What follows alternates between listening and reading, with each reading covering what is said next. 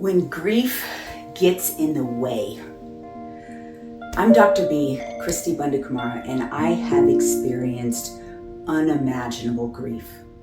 And I began sharing that publicly a couple years ago, and there's a couple other videos on my YouTube channel. But this morning, I actually want to specifically identify when grief gets in the way. I teach mental strength and through a process called the Mentally Strong Method. And one of the categories that we identify and organize is grief, because grief needs to be processed differently. It needs to be felt. Unfortunately, the only way to make the pain less intense is to take the time to feel the pain.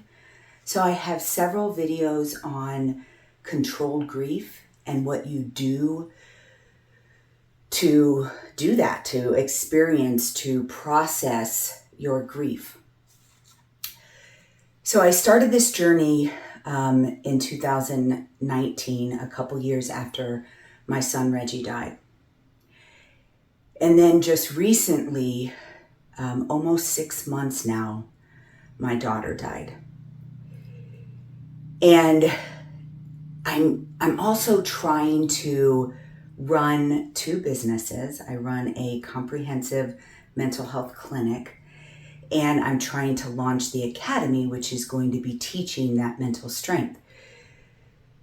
But this morning, I woke up, my normal routine, I wake up and I drink my coffee while walking on the treadmill, kind of start my day with my list of things to do. Things were going well. I was planning my day, but then as I was planning my day, I began to feel overwhelmed. That there's so many things. I've purchased consulting, business consulting, writing coach, a coach for YouTube, and and then now I've hired a CPA to help me with the bookkeeping and better tax preparation and making sure that I'm being efficient with my money. And I just felt this overwhelming, I just have to keep learning. I have to keep going. And I felt overwhelmed. And what do I do when I feel overwhelmed? What I teach to do is that you map that. And so I got off the treadmill, and I sat down and I started mapping. And I'm I actually mapped, instead of mapping overwhelmed, because I knew what the problem was. I was like, this is hard work. I have a personal vision that is really hard work. And so I started mapping out hard work, all of the different things that I'm working really hard on doing.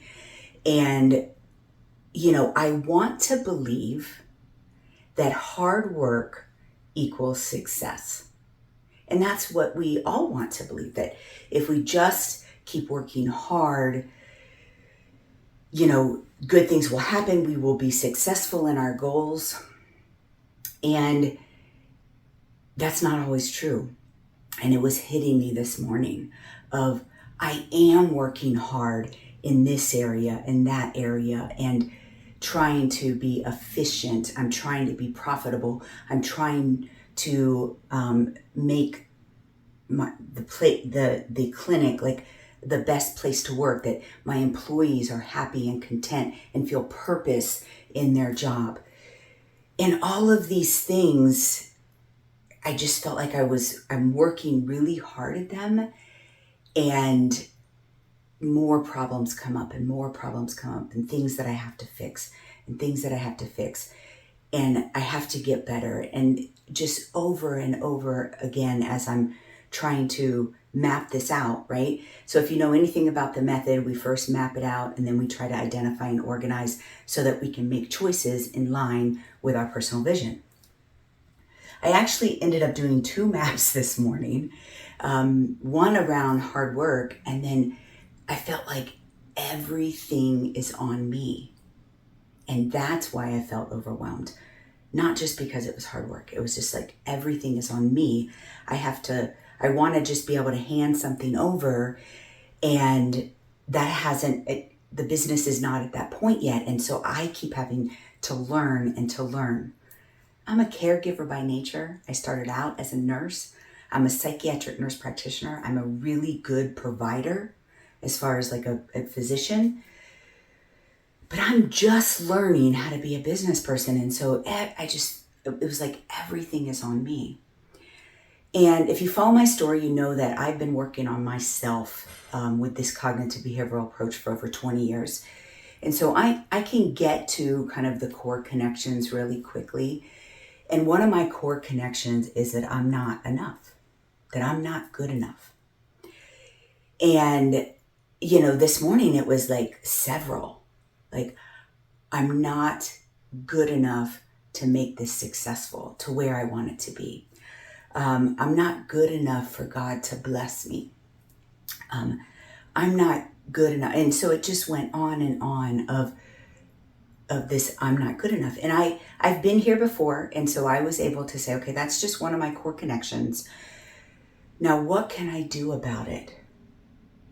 And then I just got this overwhelming grief. And this is what I'm talking about when grief gets in the way. So if you know anything about my story, my children have DRPLA, which is an acronym for a ultra rare neurodegenerative condition that they were born normal, they developed, then they got catastrophic epilepsy, and then developmental delay, and it just continued to cause atrophy in the brain.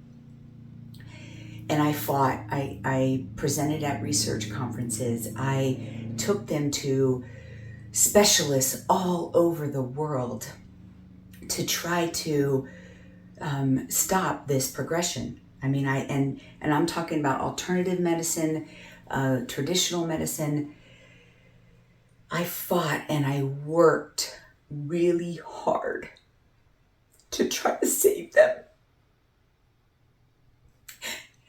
And they died. And a little bit about Reggie. Reggie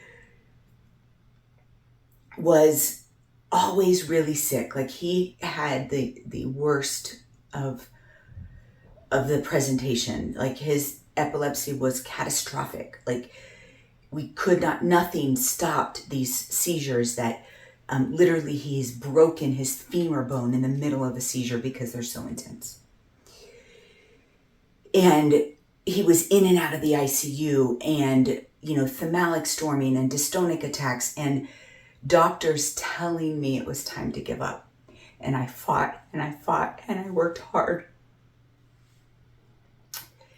And he died October 30th, 2016. And my daughter was not sick. She's never been in the ICU. The only time she spent the night in the hospital was for a routine EEG to see what was going on with her seizures. She was happy. She had friends. She did things. She had a quality of life and she had a purpose. And I was still working hard, funding research, supporting DRPLA research, but I thought I had time. And December 14th, 2021, she died in her sleep. And so I'm obviously still in active grief about that, right? But how does that tie into what I'm talking about today? Is as I was trying to work on a personal goal, my personal vision to have a efficient clinic where people enjoy coming to and enjoy working at. And I'm teaching mental strength in the Mentally Strong Academy. And I'm trying to work hard at that. The grief comes in because I worked really hard to try to save my children. And I failed. And so it instilled this the already problems with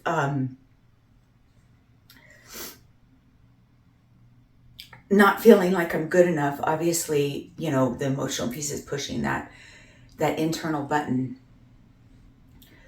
But it also instilled this distorted or negative belief that I can work really, really hard and still fail.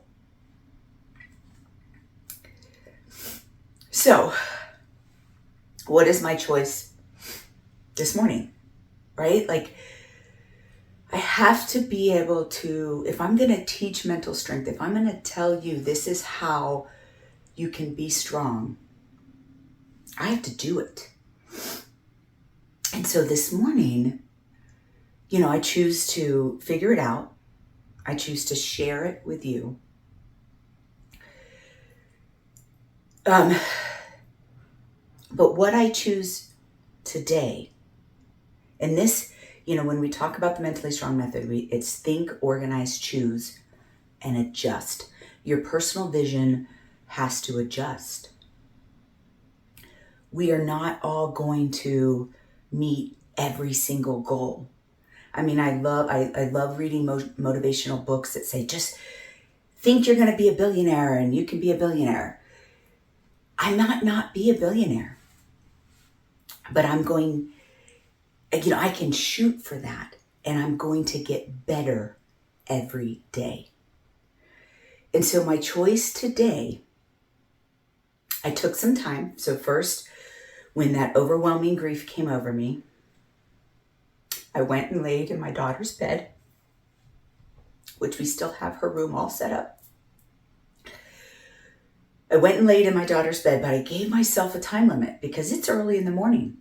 You could waste a whole day laying in bed crying. So I laid in her bed and I cried. And I processed, I prayed.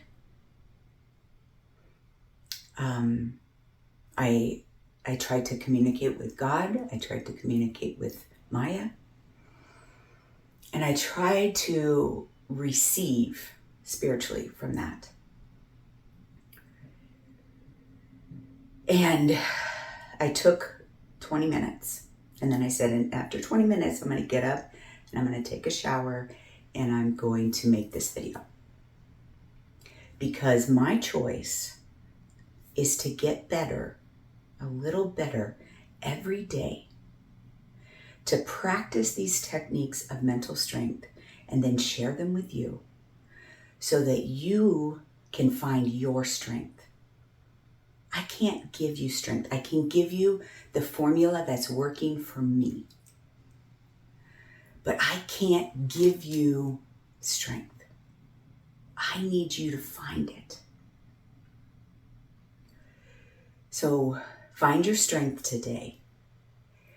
And when grief gets in the way, think about it, organize it, and make some choices. You have to find time for that grief, but you also have to recognize how it's impacting your negative thought, your anxiety, your core connections, triggers, so that you can choose to move forward. You can choose happy moments. You can choose to find those happy moments. So, teaching mental strength, I do believe that we all have it inside of us. Find your mental strength. You are mentally strong. All right, for more free content, follow us, subscribe, push that little bell button so that you get notified when more free content is out there.